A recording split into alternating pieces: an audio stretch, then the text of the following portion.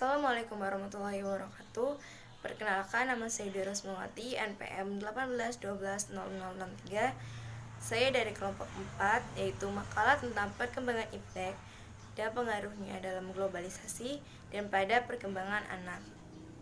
Nah, di sini saya pada bagian infosi dalam pembelajaran di SD atau implementasi dalam pembelajaran di SD.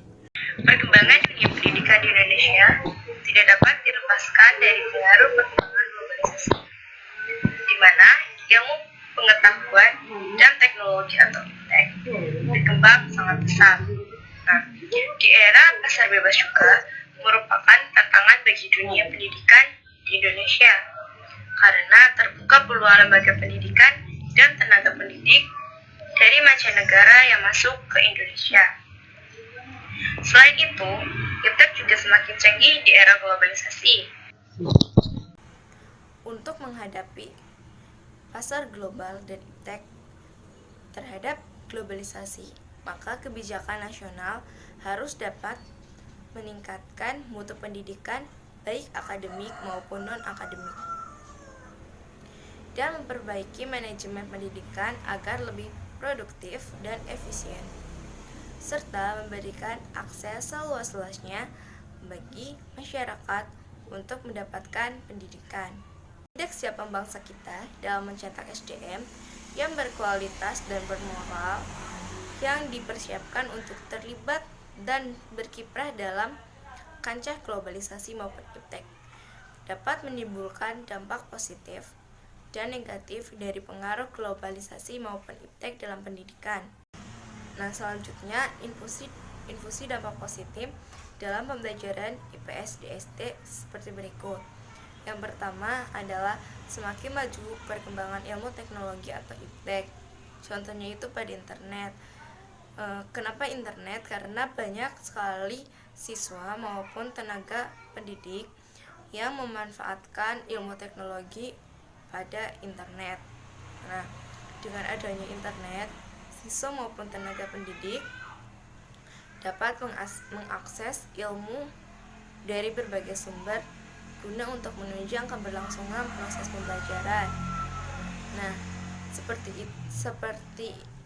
selain itu juga dapat mengembangkan atau memanfaatkan berbagai aplikasi yang ada di Android kita. Contohnya itu untuk mengembangkan potensi anak atau peserta didik.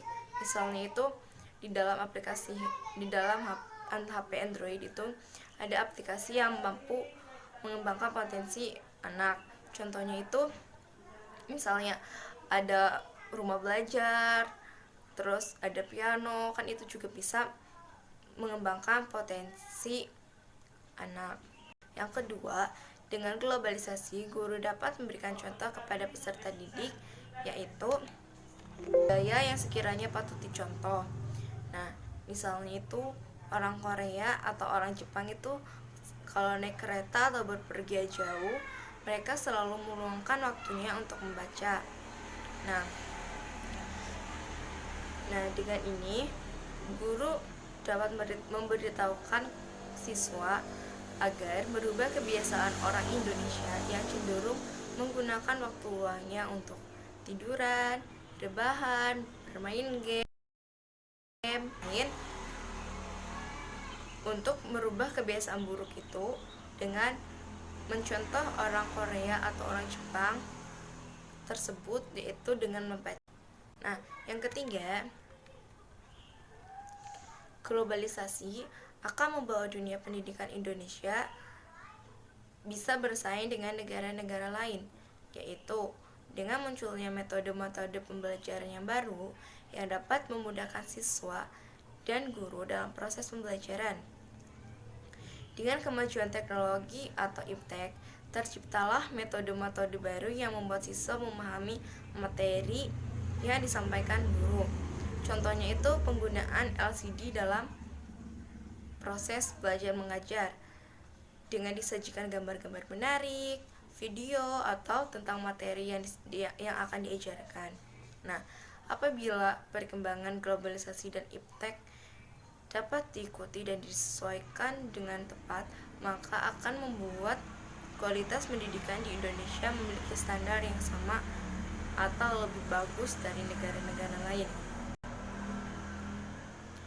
Mungkin cukup itu yang dapat saya sampaikan. Apabila ada kata-kata yang salah atau yang tidak berkenan di hati teman-teman, mohon dimaafkan. Wabillahi taufiq wal hidayah. Wassalamualaikum warahmatullahi wabarakatuh.